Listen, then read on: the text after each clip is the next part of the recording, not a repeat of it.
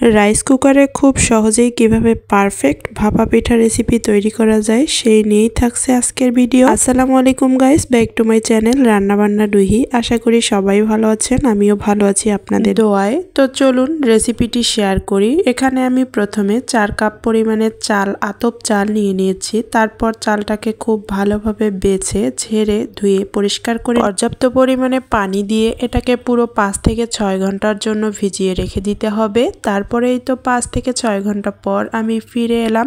একটা চাল এভাবে টিপ দিলে যদি চালটা ভেঙে যায় তাহলে বুঝতে হবে পর্যাপ্ত পরিমাণে ভিজে গেছে, তাহলে ভেজানো ঠিক আছে। এবার আমি পানি ঝরিয়ে নেব। তার জন্য এখানে আমি একটা স্ট্যান্ড নিয়ে নিয়েছি যেটা দিয়ে পানি ঝরে যাবে। তারপর এক এক করে আমি চালগুলোকে এখানে উঠিয়ে দেব পানি ঝরানোর জন্য। এই যে দেখতে পাচ্ছেন এভাবে পানি ঝরাতে হবে। এভাবে আমি ঢেকে রেখে দিব পুরো 1 ঘন্টার জন্য। তো আমি ফিরে এলাম 1 ঘন্টা পর।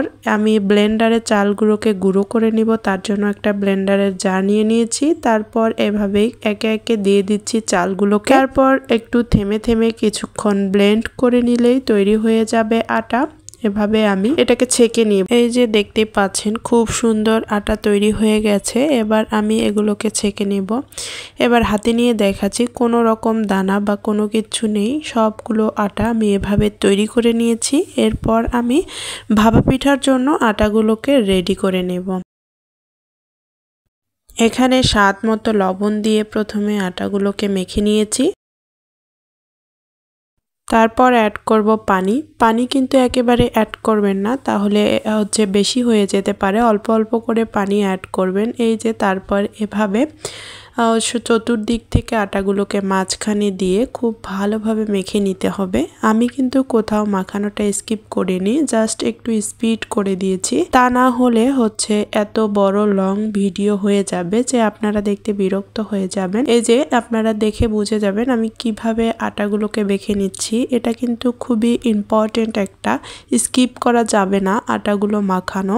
এভাবে দেখতে হবে কিভাবে মাখানো হচ্ছে আটাগুলোকে। এই যে দেখতেই পাচ্ছেন ডলে ডলে, কোথাও দলা রাখা যাবে না। এভাবে পানিটা দিয়ে খুব ভালোভাবে মিশিয়ে নিতে হবে। আপনারা দেখতেই পাচ্ছেন আমার এভাবে আটাগুলোকে মাখানো হয়ে গেলে এবার আমি এই যে দেখতে পাচ্ছেন একটা আমি ছাঁকনি নিয়ে নিয়েছি, যেটা বড় ছিদ্রযুক্ত। এটা দিয়ে আমি এগুলোকে আর একবার এভাবে করে চেলে নেব। অথবা আপনারা আপনাদের পুরাতন মশারি থেকে নিয়ে খুব ভালোভাবে ধুয়ে সেটা দিয়ে ছেঁকে নিতে পারেন, তাহলে কিন্তু খুব ভালো হয়। এই তো আমার পিঠার জন্য আটাগুলো রেডি। এবার আমি এই যে খেজুরের গুড় গ্রেট করে নিয়েছি। আপনারা চাইলে এখানে নারিকেলও অ্যাড করতে পারেন। আমার যেহেতু নারিকেল নেই তো আমি অ্যাড করলাম না। আমি এখানে রাইস কুকারে পিঠাগুলোকে তৈরি করব। তার জন্য রাইস কুকারে পানি দিয়ে তার উপরে স্ট্যান্ড দিয়ে ঢাকনা দিয়ে ঢেকে পানি ফুটানোর জন্য বসিয়ে দিয়েছি। তারপর এখানে দেখতে পাচ্ছেন আমি সুতি কাপড় নিয়ে নিয়েছি পরিষ্কার। তারপরে তো দেখতেই পাচ্ছেন আমি কিন্তু পিঠাটি বানানোর জন্য এরকম একটা স্টিলের বাটি নিয়ে নিয়েছি। আপনারা যে কোনো শেপের বাটি নিতে পারেন, ছোট বড় কোনো সমস্যা নেই। তারপর এখানে এই ঝুরি করা আটাগুলো উপর থেকে এভাবে ছড়িয়ে দিতে হবে যেন কোথাও দলা না থাকে, তাহলে কিন্তু পিঠাটি ভালো হবে না। তারপর এভাবে ছড়িয়ে দিয়ে আমি মাঝখানে গুড় দিয়ে দিব। আপনারা এখানে চাইলে নারিকেলও অ্যাড করতে পারেন। আপনারা আপনাদের পছন্দ মতো গুড় অ্যাড করে দিয়ে এই যে দেখতেই পাচ্ছেন উপর থেকে এটাকে একটু ছুলে দিবেন, তাহলে খুব ভালো হয় আর কি। আমি এভাবে করে বাটিটা রেডি করে নিয়েছি। তারপরে এই যে সুতি কাপড়টা পানিতে ভেজানো ছিল এটাকে খুব ভালো করে চেপে নিয়েছি, হাত দিয়ে চেপে পানিটাকে ঝরিয়ে তারপর এটা দিয়ে ঢাকনা দিয়ে এবারে আমি বসিয়ে দেব রাইস কুকারে। এই যে দেখতেই পাচ্ছেন তারপর ঢাকনাটা খুলে নিয়ে আলতো হাতে বাটিটাকে চেপে চেপে উপর থেকে 2-1টা টোকা দিয়ে তারপর কিন্তু বাটিটা উঠিয়ে নিতে হবে। এই যে দেখতে পাচ্ছেন তারপর খুব ভালো করে সুতি কাপড়টা দিয়ে পিঠাটাকে মুড়িয়ে দিতে হবে যেন কোথাও ফাঁক থেকে না থাকে, তাহলে কিন্তু পিঠাটি সহজে সিদ্ধ হবে না।